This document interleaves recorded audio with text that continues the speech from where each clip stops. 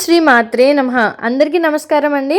2025 సంవత్సరంలో నాగల చవితి అండి. అక్టోబర్ 25 శనివారం రోజునైతే వచ్చిందండి. మనకి పుట్టలో పాలు పోసే సమయం ఎప్పటి నుంచి ఎప్పటి వరకు ఉంది, పూజ చేసుకోవాల్సిన శుభ సమయం ఏంటి, రైల్లో ఉన్న వాళ్ళు నాగల చవితి చేసుకోవచ్చా లేదా, ఈరోజు కుదరని వాళ్ళు మళ్ళీ ఎప్పుడు చేసుకోవచ్చో అవన్నీ మనం తెలుసుకుందామండి.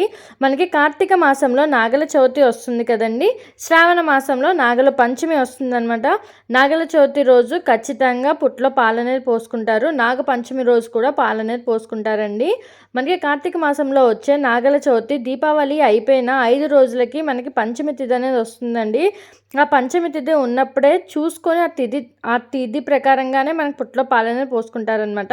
మనకి తిథి ఎప్పటి నుంచి ఎప్పటి వరకు ఉందో తెలుసుకుందామండి. నాగల చవితి అండి ఉదయం పూజ చేసుకోవాల్సిన శుభ సమయం 7:35 నుంచి 12:05 లోపు పుట్లో పాలనేది అయితే పోసుకోవచ్చు అనమాట.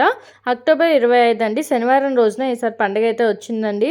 పూజ సామాగ్రి అండి, అంటే పుట్లో పాలు పోయడానికి పుట్ట దగ్గరికి వెళ్ళిన వాళ్ళైతే, అంటే ఊర్లలో ఉన్న వాళ్ళకైతే పుట్టలు ఉంటాయండి. ఇక్కడ ఉన్న వాళ్ళకి కూడా చాలామందికి అయితే పుట్టలు ఉంటున్నాయి. లేదు అనుకున్న వాళ్ళైతే నాగేంద్ర దేవుడిని బొమ్మను తెచ్చుకొని పూజ అనేది చేసుకుంటారనమాట. పుట్ట దగ్గరికి వెళ్ళి పాలు పోసే వాళ్ళైతే ఉదయమే స్నానం చేసి కొత్త బట్టలు వేసుకొని పుట్ట దగ్గరికి లేదా ఇంటిలో తూర్పు దగ్గర దీపం, నాగేంద్ర స్వామి బొమ్మ పెట్టుకొని దీపం అనేది వెలిగించుకోవాలి. పుట్టలో అయితే పాలు, పసుపు, కుంకుమ అవన్నీ వేసి పూజ చేసుకుంటారండి. నాగేంద్ర దేవుడికి అభిషేకం కూడా చేస్తారనమాట. పాలు, పసుపు, కుంకుమతో పాలు, గుడ్లు, నువ్వుల ముద్ద, మనం ఇవన్నీ నైవేద్యంగా అయితే పుట్టలో అయితే వేస్తామన్నమాట. మేము చేసుకున్న నాగల చవితి ఏంటంటే, ముందుగా మా ఫ్యామిలీ అందరం కలిసి పుట్ట దగ్గరికి అయితే వెళ్తామండి. ముందు శివుడు పార్వతి దగ్గరికి వెళ్ళి పూజ చేసుకొని తర్వాత అందరం కలిసి పుట్ట దగ్గరికి వెళ్తామండి. పుట్ట దగ్గరికి వెళ్ళాక అక్కడ పుట్ట దగ్గర ముందు కలుగులు అనేది చూసుకుంటాము. ఆ కలుగులు చూసుకున్నాక అందులో ఏ కలుగు అయితే మనకి వెయ్యంగానే, అంటే మేము గుడ్డు కూడా వేస్తాము. గుడ్డు వేసేవాళ్ళు ఇలా వెయ్యంగానే లోపలికి వెళ్ళిపోయేలాగా కలుగులు చూసుకొని కలిసి పుట్ట చుట్టూ 3 సార్లు అయితే ప్రదక్షిణాలు చేసుకుంటామండి. తర్వాత మన కలుగుల దగ్గర చుట్టూ ముందుగా ముగ్గు పిండితో, అంటే మనకి బియ్య పిండితో మొత్తం ముగ్గులాగా వేసి దానిపైన కొంచెం పసుపు, కుంకుమ కూడా వేస్తామండి. వేశాక మనము దీపారాధన అనేది చేసుకుంటామన్నమాట. అక్కడ చిన్నగా మనం పసుపు గణపతిని చేసుకొని పూజ అనేది స్టార్ట్ చేస్తారు. తమలపాకుల పైన పసుపు గణపతిని చేసుకొని దీపారాధన అనేది వెలిగించుకుంటారండి. ఇంకా అక్కడ మాకైతే కొబ్బరికాయ అయితే కొట్టారనమాట. నైవేద్యం పుట్ట దగ్గర కొబ్బరికాయ కొట్టారండి. నైవేద్యంగా వచ్చేసి నువ్వులు, బెల్లం, కొద్దిగా పాలు కలిపి నైవేద్యంగా చేస్తారు. అంటే మిక్సీలో వేస్తారండి. నువ్వులు, బెల్లం, కొద్దిగా ఆవు పాలు కలిపి ఒక ముద్దలాగా చేస్తారు. ఇంకా చలిమిడి అండి, బియ్యపిండిలో కొద్దిగా బెల్లం కలిపి కొద్దిగా పాలు కలిపి ముద్దలాగా అయితే చుడతారనమాట. ఇంకా గుడ్డు, ఇలాగ మేము పుట్టలో అయితే పాలు అవన్నీ పుట్టలో వేస్తామండి. గుడ్డు, చలిమిడి, నువ్వుల లడ్డు, ఆవు పాలు ఇవి పుట్టలో వేసి మన గోత్రం చెప్పుకుంటూ పుట్టలో అనేది వేస్తామన్నమాట.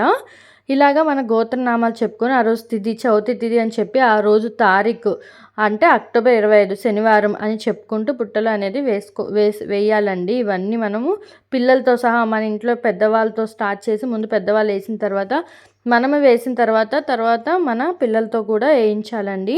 ఇలా ప్రతి నాగల చవితికి మేమందరం ఫ్యామిలీ మొత్తం కలిసి ఇలా పుట్ట దగ్గరికి వెళ్ళి ఇలాగ పుట్టలో పాలు పోసేసి ఇంటికైతే తిరిగి వస్తామండి. వచ్చేటప్పుడు ఏం చేస్తామంటే ఆ పుట్ట దగ్గర ఉన్న మట్టి తీసుకొని కొద్దిగా చెవులకి, కళ్ళకి అద్దుకుంటామన్నమాట. అద్దుకోవడం వల్ల ఎలాంటి ఆరోగ్యపరంగా అయితే చాలా మంచి జరుగుతుందని చెప్తారు. నేను మీకు ఇక్కడ అప్లోడ్ చేస్తున్నాను చూడండి, చాగంటి గారి వాయిస్లో. కార్తీక మాసంలో వచ్చేటటువంటి 4వ తిథిని, చతుర్థి తిథిని నాగుల చవితి అని పిలుస్తూ ఉంటాం. నాగులను పూజ చేస్తారు ఆ రోజున. పావుకి పూజ. పావుని ఇంటికి తెచ్చుకోవడం అన్నది సాధ్యమయ్యే విషయం కాదు కాబట్టి పావు ఉన్న చోటికే వెళ్ళి పూజ చేస్తారు. నాకు మీరు ఒక విషయం కొంచెం జాగ్రత్తగా ఆలోచించి చెప్పండి. సాధారణంగా నాగుల చవితి చెయ్యనటువంటి వాళ్ళు ఉండరు. అన్ని వర్ణముల వారు చేస్తారు. అందరూ తలస్నానం చేస్తారు, చక్కగా పుట్టక పెడతారు, ఏదో అందులో గుడ్డు వేస్తారు, లేకపోతే చిమ్మిలి వేస్తారు, లేకపోతే చలివిడి వేస్తారు, లేకపోతే ఆవు పాలు పోస్తారు, ఆ పుట్ట చుట్టూ తిరుగుతారు, పిల్లా పాపలతో నమస్కారం చేస్తారు, ఇంటికి వచ్చేస్తారు. పావుని పూజ చేసేటప్పుడు ప్రకటనంగా ఒక మాట అడుగుతారు పుట్ట దగ్గర నిలబడి. ఎందుకు అడుగుతారు అంటే దానికి కారణం ఉంటుంది. నాగమును దేవతగా భావన చేసి పూజ చేసి ఆ పుట్ట దగ్గరికి వెళ్ళి అది తినే పదార్థములను ఆ పుట్టలో సమర్పణం చేసి ప్రదక్షిణం చేసి నమస్కరించి ఆ గోవుని అక్కడ ఉన్నటువంటి ఆ పావుని ఒక విషయం అడుగుతారు.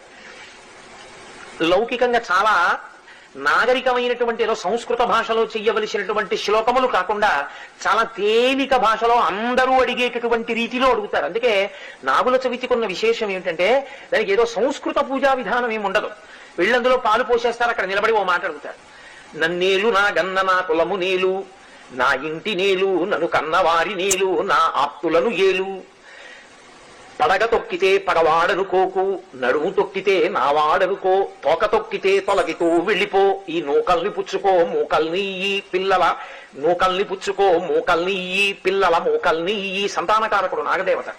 నాగదేవత అంటే సుబ్రహ్మణ్యుడు. అందుకే పురుష వీర్యమునందుండేటటువంటి సంతానోత్పత్తి కారక కణములు సత్వరూపంలో తిరుగుతూ ఉంటాయి అని మనకి పెద్దలు చెప్తారు.